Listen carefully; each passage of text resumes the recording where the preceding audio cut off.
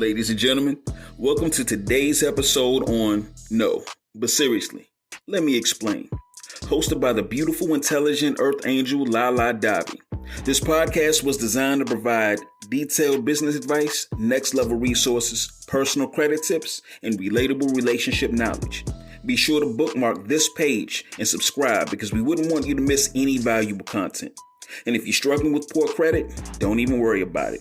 Just text Help My Credit to 507-400-3426. That's 507-400-3426. We have live agents standing by to cater to all your service requests. And now that that's out the way, let's make room for what the host has to say. La Davi, do your thing, girl. Welcome to No, but seriously, let me explain.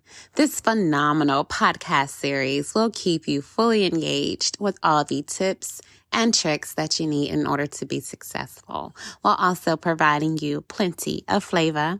I am your host, Lala Davi. Let's chat a cute second about justified reparations. What steps are you taking today to ensure that you're not leaving any potential reparations or entitlements unclaimed? No, but seriously, let me explain. Let's unravel the little known legal tactics that can just really help you claim what's rightfully yours. Reparations are on everyone's mind. We must all say this, and we all agree to it. But many of us are actually looking to secure these reparations. However, most of us are not aware of the ways or any legal rights that exist in empowering us to change our financial future. So let's get into it. So I want to tell you this story. Once upon a time in sunny Florida, there was a vibrant and determined woman named Letitia Johnson. Letitia, she was a single mother of two lovely kids named Jasmine and Jamal. Life haven't always been easy for Letitia, but she always had a knack for just making the best out of every situation. For 11 years, she received food stamps from the government just to help keep Jasmine and Jamal well fed and healthy. While the assistance was a blessing for Letitia, it became like a sense of dependency for her, and she just couldn't quite shake that. One day, Letitia, she stumbled upon something called suretyship while she was browsing the internet late at night, scrolling through TikTok. Her eyes became a lot widened as she read about it and started seeing videos about what it was all about. She's like, what in the world is suretyship? She mumbled to herself, but she was quite intrigued. It sounded very fancy and just really important, and something just really about it just clicked for her. So she wanted to learn all about surety. She had rights, and she could only imagine what those rights could really do for her in her life, with her relationship with the government assistance programs, of course. The concept of equitable subrogation and substitution seemed something like it was out of a legal drama of something for Letitia, but she was most definitely up for the challenge. Letitia, she quickly realized that as the surety, she could really step into the shoes of the government, who had been paying all her bills for years, and just really claim reimbursement for herself. One day, Letitia, she was just sitting back thinking to herself, so they've been covering for me, and now I can finally claim what's mine? Sounds like a deal to me, she said with a grin. Determined just to exercise her own newfound knowledge, Letitia, she marched right up to the local courthouse where she had filed a claim to invoke her rights as surety. Armed with this legal jargon, and she barely really understood it, but she was ready to defend her case. She even brought along her kids, who were promised ice cream after they had behaved well in court. So in the courtroom, the judge, he really peered down at her over his glasses. Miss Johnson, I see you're invoking your rights under equitable segregation and substitution. Care to explain what this means? Letitia, without a missing a beat, she stood right up and said, Your Honor, for 11 years, I have been receiving food stamps to feed my children. I am grateful, but as I have recently learned, I have a right to step into the shoes of the government who's been paying on my behalf. And now I want to exercise my rights as surety. I'm here to claim what's due to me and to substitute myself in a place of the government. They covered me, and now it's time for me to cover them by claiming my right to reimbursement. The courtroom was silent for a moment. And then, out of nowhere, you can hear quickly murmurs fill the room. The judge leaned back in his chair, clearly amused by Letitia's confidence and the unexpected turn of events. Miss Johnson, he began, what you're suggesting is rather unconventional, but I must admit, you've done your homework. Letitia, she just smiled. Thank you, Your Honor. I believe it's only fair. The government took on my debts, and as surety, I am entitled to stand in place and claim my rights. I'm not just asking for more. I'm just simply asking for what's legally mine. The judge chuckled softly, shaking his head. Well, Mrs. Johnson, I'll have to review your case further, but I can tell you this. I've never seen anyone express suretyship quite like you have. Your determination is commendable. After a few days of waiting, of course, and she's waiting nervously by the phone, Letitia received a call from her attorney. Letitia, I've got some good news, the attorney said in a hint of disbelief, I must say. The judge ruled in your favor.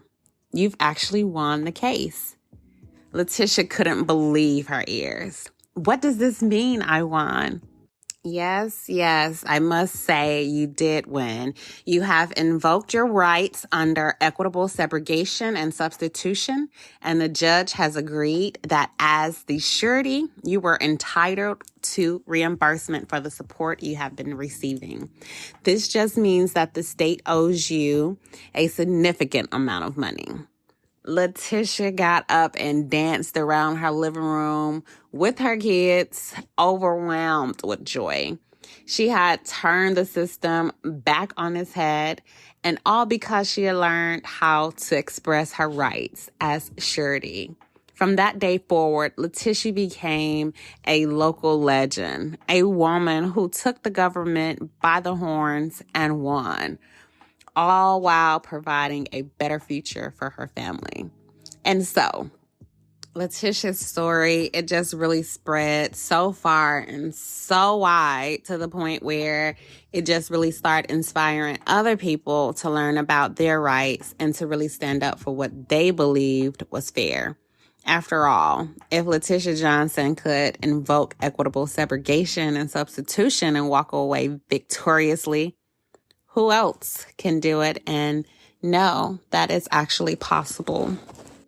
I'm going to discuss a little bit about suretyship, and let's really get into it. So, suretyship is an agreement where the third party, known as the surety, agrees to be responsible for the debts and obligations of another party, known as the principal debtor.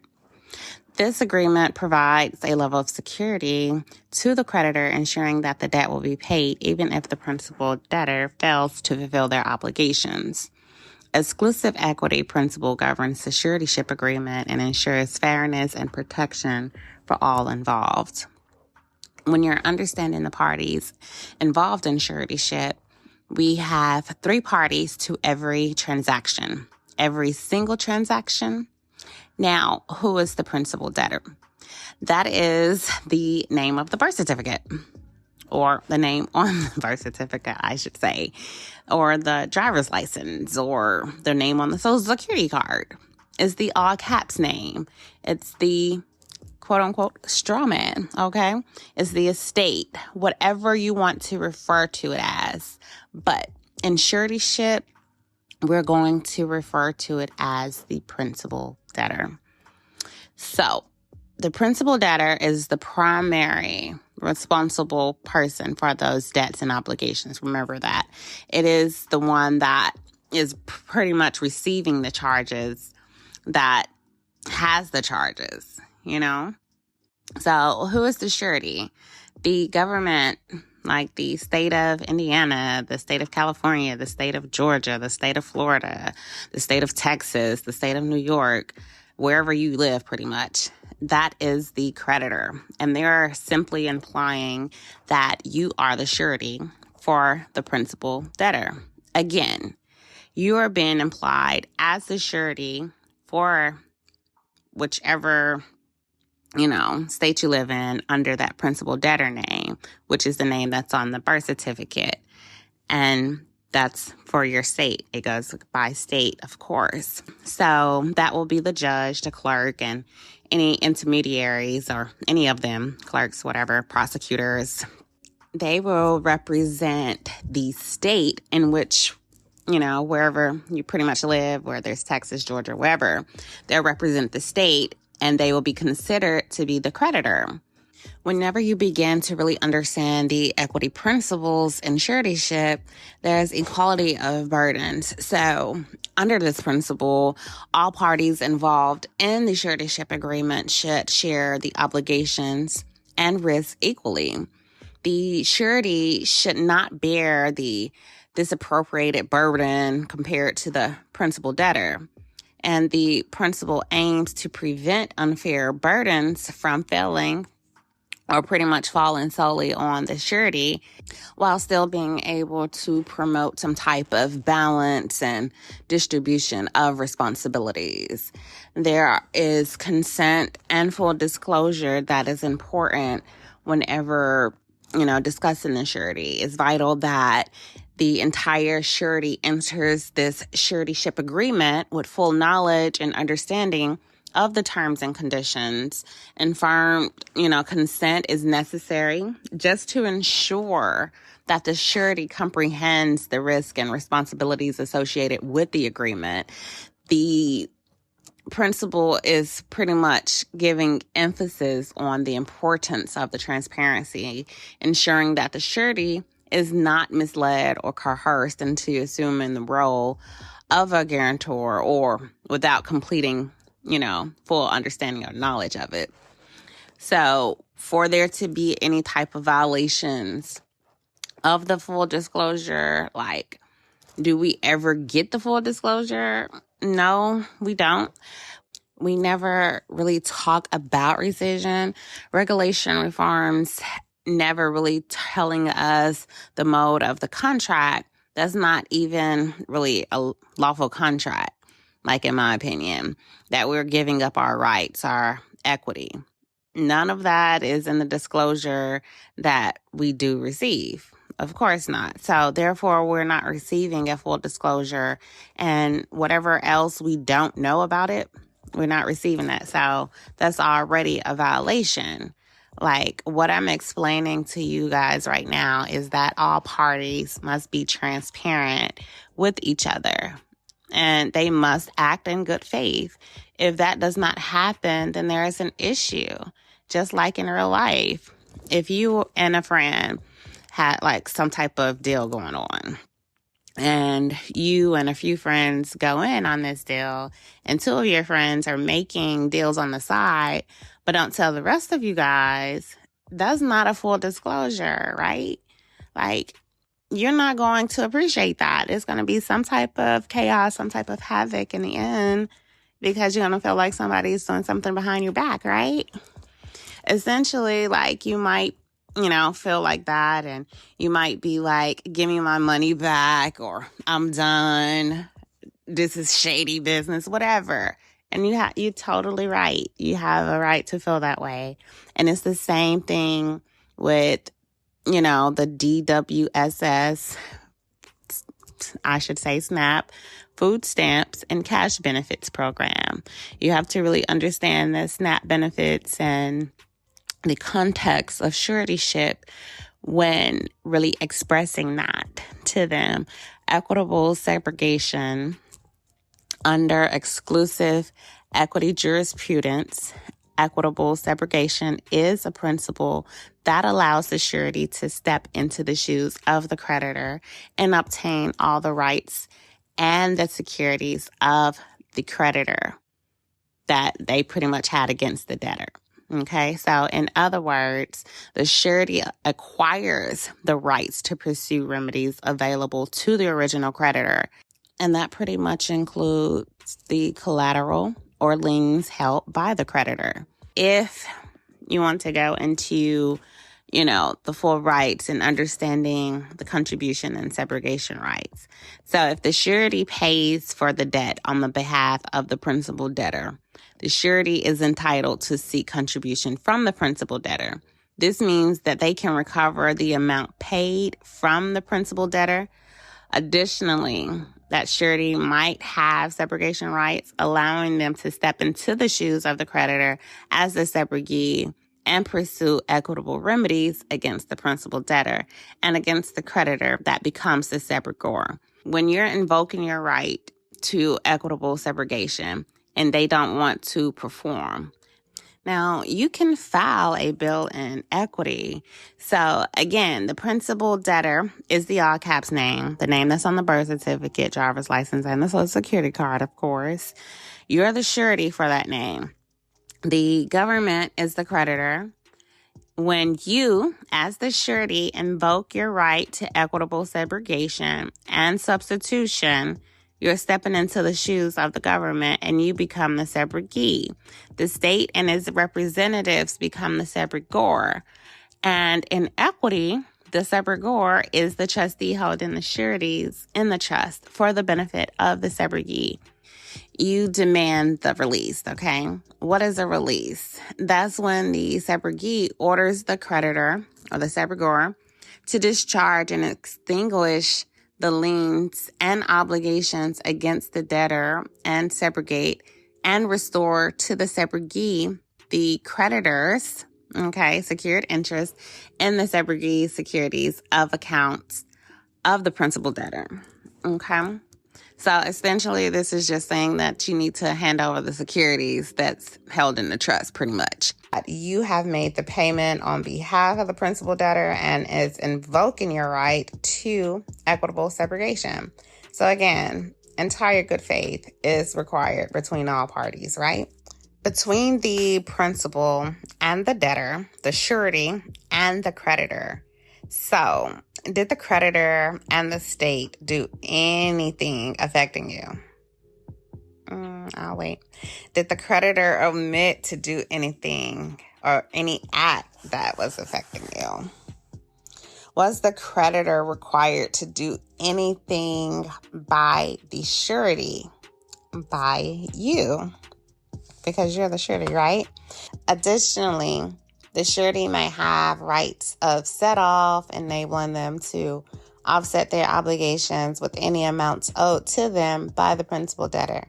The surety may have a defense against subrogation, aka breach of trust. There is unjust enrichment. It pretty much is in the context of suretyship and trust laws, which occurs when the government agencies unfairly benefits at the expense of the subrogee/the beneficiary, particularly in financial or property dealings. In suretyship, it might involve a situation where a surety pays for a debt but doesn't receive proper compensation from the debtor nor subrogor. In trust law, it can occur when the trustee improperly benefits from the trust assets. These scenarios create an imbalance where a party gains a benefit without a legal or equitable justification, leading to potential claims to rectify the situation. To further explain your situation of denial of food stamps and cash benefits, the documents submitted for food stamps and cash benefits are considered assets derived from an equitable asset, which is your estate. the government denies to release full benefits of an unjust enrichment. In this scenario, the government agency, by withholding benefits, is seen as unfairly retaining the value of benefits that should be equitably belong to you and not complying with stipulations or the surety. In trust law, when a trustee is benefiting from the trust assets without fulfilling their fiduciary duty, to the beneficiary, and you're the sole beneficiary in this, instance, of course, the food stamp application and the instrument and the promissory manifest into a deposit in this continuing trust until the cestui should demand for payment determined by the trust. The equity presented is that of the private American people, who are the subrogates to the entire commercial realm, for every transaction virtued by our private credit of the original deposit of the collateral from the 1933 gold seizure, aka banking holiday. Unjust enrichment in the context of suretyship and segregation with the government can occur in various ways. When a surety fulfills an obligation for the principal debtor, the surety often has the right to step into the shoes of the creditor, such as the government, to recover that amount paid and process, which is known as equitable subrogation. Unjust enrichment can occur if this process is not handled correctly. There are several scenarios where it might happen, where the first scenario being excessive claims by government. The government claims more from the surety than what was originally owed to the principal debtor. Or the second one being a non-disclosure of crucial information, such as the government failing to disclose information that is important, about the debtor's ability to pay, leading, the surety to pay more than the necessary amount. Or there could be improper allocation of payments, like payments made by the principal are improperly allocated by the government, resulting to the surety paying amounts that should have been covered by the debtor. Okay. And then another one would be benefiting from the over collateralization. The government is benefiting from the collateral that exceeds the value of the debt. Okay. And that's done without proper compensation to the surety. And then you have another way, which is basically failing to mitigate damages. The government doesn't take responsible steps to mitigate damages, which increases the liability of the surety. And then another one would be pretty much inappropriate interest or penalties. The government imposes excessive or unjust interest or rates or penalties on debts, unfairly increasing the surety's burden.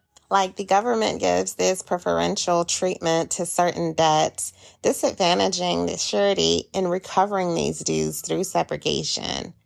And then you have the unjust and retention of payments, where the government retains payments made by the surety even after that debt has been satisfied. Or you might see a case where there's a duplication of recovery, where the government recovers the owed amount from both the principal and the surety, resulting in double recovery, pretty much. It goes without saying. And then the last without least is the modification of terms without surety's consent. And this is just basically where the government just modifies the terms of the original agreement with the debtor without the surety's consent, leading to an increased risk or financial burden for the surety. Like there are certain study plans and steps to express suretyship. You need to make sure that you're at least studying a minimum of 2 hours a day. And that minimum of 2 hours a day, should be possibly one in the morning and then another one at night, and possibly, having 2 in the morning if you can get it in that way, and 2 at night, 2 sessions at night. However you want to slice it. If you can get more in, then do that, because it's going to take some time and it's going to take you some studying, of course. Like, you just don't get it on the first shot. You got to make sure you study case law on suretyship every single day. I don't care if it's 5 minutes or 10 minutes. On the top of your studying, like, you want to make sure that you're getting it in, taking in that information, and you're actually comprehending it to the best of your ability. Like, I don't care if you can't get to no studying, and whatever day, like, you try to get some in and it's just a bad day. Just make sure you have at least 5 to 10 minutes set aside to get some type of case laws in, whether you're just reading them on the line, whether you're on your break, taking a 15-minute whatever. Instead of scrolling through social media, Instagram, scroll through case law and find something that will be beneficial in your case, like practicing to explain suretyship scenarios to your friends and family. Like, that's going to be really big, and that's going to show you how to begin to fully understand and fully comprehend, so you can explain it in different ways. Like, you can just begin to educate your friends and family so that they can understand if you want. Like, it's totally up to you. And once they understand, then you pretty much been doing a good job at explaining it and getting down to the gist of it if you can explain it to someone else from scratch, So same way, I've been able to convert my knowledge into, text. Like, a lot of people, they'll be able to convey my knowledge and to the people that they want to convey it to, of course. And they'll be able to even terminate child support if they wanted to, and various other situations or cases, once they learn how to express, suretyship, or, understand the gist of equitable segregation, like beginning to understand and fully comprehend that. It's going to be major in building a case. Order in the court. It only takes a genius about 20 times to remember something. And I'm not a genius, and most of us not geniuses. So that means at the minimum, all we really need to do is, listen to it, replay it, write it down 20, 30 times in order to commit it to our memory and full understanding. So if you don't really commit, then you're really not going to be entitled to relief, and you're just not going to get it. And I promise you that. You will not get the relief that you're looking for if you do not commit this to memory and full understanding. Suretyship is something to fully comprehend and to know. Like, the same way we learned how to do math, we need to learn how to do suretyship or express suretyship. You want to create some type of notice of segregation and substitution, and then mail it to the parties. You're going to use a process server, a court processing server if you can, and use a certified mail slip. So with the United States Postal Service, they have certain forms 3811 and 3817.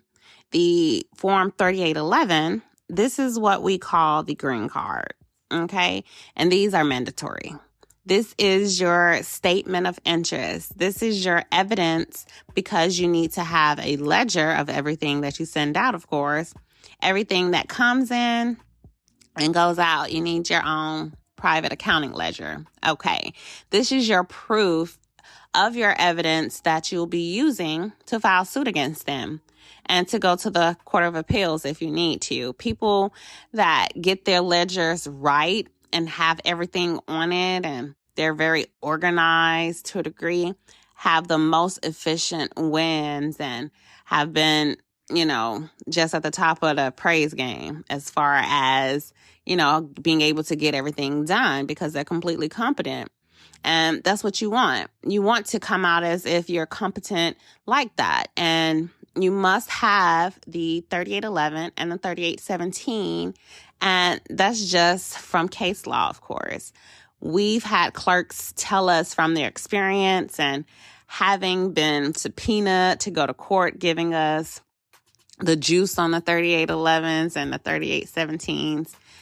All of this is just mandatory. So keep that in mind. If you don't receive a response, then create a notice of unjust enrichment and breach of trust against the agent and the SNAP program and record it on public record. And then your next step will be to file a breach of trust inside of the circuit or in the district court with all the evidence and the use of a court process server to serve the agent that you're corresponding with or the director of the SNAP program or cash benefits program, whichever program. I think it's the same, one and the same. So once you're done doing that, you're going to then plead your case at a court hearing. They will schedule a date in which you must appear. And hey, you want to definitely make sure that you're fully prepared for this hearing. We have come to a very short commercial break paid for by our lovely sponsors. So don't go anywhere. We will be right back after this message. Yeah, what up, ATL? Look, you ballin', you bad and bougie with bad credit. That's most of y'all. But look, man, that's why y'all need to call my people at Exchange Credit Repair. That's right, Exchange Credit Repair will help you scrub them inquiries, get rid of them collections and bankruptcy. They'll even take child support off. I didn't even know they put child support on credit. Woo-wee! And boost your credit score. Let's get that credit score where you want so you can go get what you want. And if you mention Street 945, you get a 35% discount. Hein? So call my people right now at 678-420-5553, 678-420-5553, or visit my people at exchangecreditrepair.info. Exchange Credit Repair is a credit counseling business with experienced credit repair experts standing by to assist you right now. When I made this deal with them, I said, look here, you ain't got to pay me for the commercial. Just put my credit score where I want so I can go get what I want. When I went to them, they treated me like family. My privacy was all the way respected. They quick to fight for a client's right with the Bureau of Credit, creditors, and debt collectors. Conveniently located at 1 West Court Square in Decatur. Tell them shout sent you. Just for a brief recap on this whole topic. Like, I know this topic on equitable segregation and surety shit, like, it can be a lot, especially if this is the first time you've ever heard those words. Like, essentially, segregation just allows for one party to typically ensure that they're able to step into the shoes of another party, often the insured, and they seek to have that reimbursement for payments that were made on their behalf. The principle of this is based on an idea that the responsible party should ultimately bear the financial burden of a loss. In the context of insurance, subrogation is just really to employ and to maintain the principle of indemnity. And this is definitely the cornerstone of all, or I should say most insurance contracts. Indemnity is basically where that party, that insured party, should be restored to the same financial position that they were in before the loss happened. You know, either they're gaining or they're losing from some type of insurance agreement or arrangement that they had. Separation helps to achieve this by shifting the responsibility of the loss to the party at fault and typically legally liable for that incident in that case. For instance, consider a scenario where you have a car that is damaged in an accident caused by another driver's negligence. If you have some type of comprehensive auto insurance, your insurer will pay for the repairs for your vehicle. Subsequently, you're the insurer at this point, acting on the principle of that subrogation. So you might be able to pursue some legal action against the at-fault driver or their insurance company just to recover money that they paid to you. If you're successful in this, the insurer can effectively set up steps, basically to put you into their shoes to seek reimbursement for expenses that you incurred due to the accident. Subrogation is not limited to the realms of insurance. It just basically adds another layer to see, or for me to basically paint a picture for you to see where and how many outlets you can basically have segregation in. Like, there's a ton of different outlets, and let me just explain. In all seriousness, what does these justified reparations really look like in the real world? Like, government assistance programs are funded through tax revenue or some type of, various sectors, like impacting individuals and families and corporations of some sort. Like, these programs will include housing support, food aid, educational subsidized resources, and financial bailouts for corporations in times of economic distress. Additionally, the agricultural sectors, they definitely benefit from the subsidized benefits just to basically support production and ensure stable food chains and, are in supply and demand, of course. Like, where are we going to buy the food from if they don't have any type of subsidies in place to support their production? So in other forms, of government, they do come through insurance programs like Social Security and Medicare, which can provide a safety net for retirees and disabled individuals, and even those that are elderly, of course, those baby boomers, even in areas like healthcare and unemployment benefits, and even those that are receiving disaster relief payments of some sort. Like, if you were to go online on SBC, or not SBC, SBA, go to the SBA, you can actually pull up disaster relief programs where they're providing loans to individuals who was a victim of, the mainline leak caused by the city. Like, in the city of Atlanta, there was mainline leaks or inline leaks, water leaks everywhere, starting from, I think it was June, like May, up until like July. So you can definitely go back and claim that assistance if you haven't already and you've been a victim.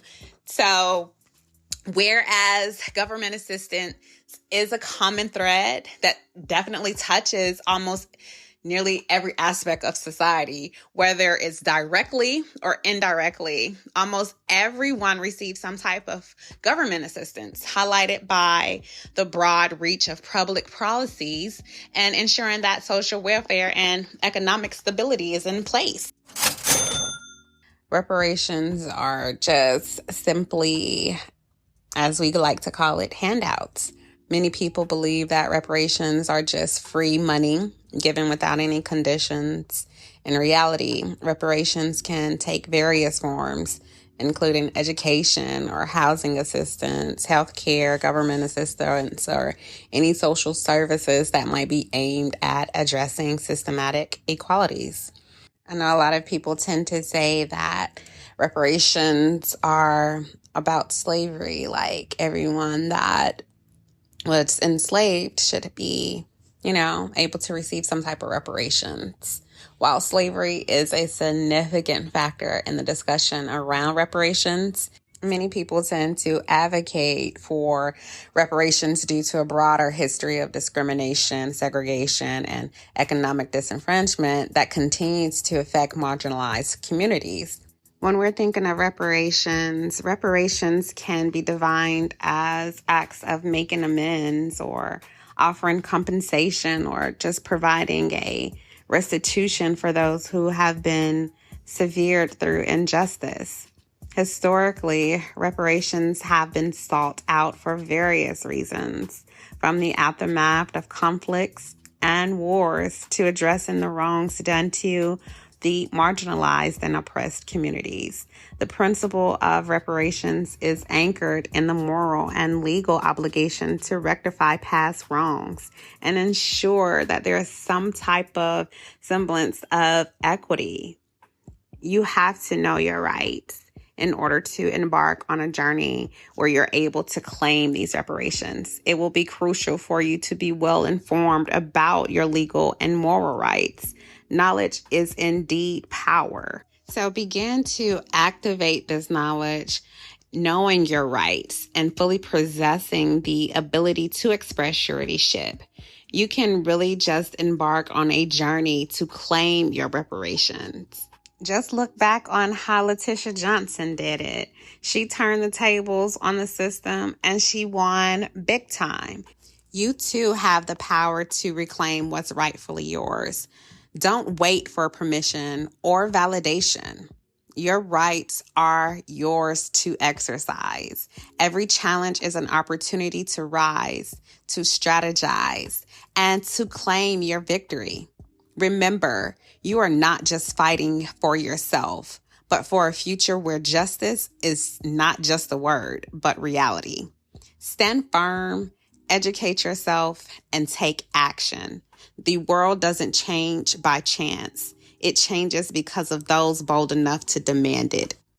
Thank you for joining us on this podcast journey. We hope that you have found this information valuable.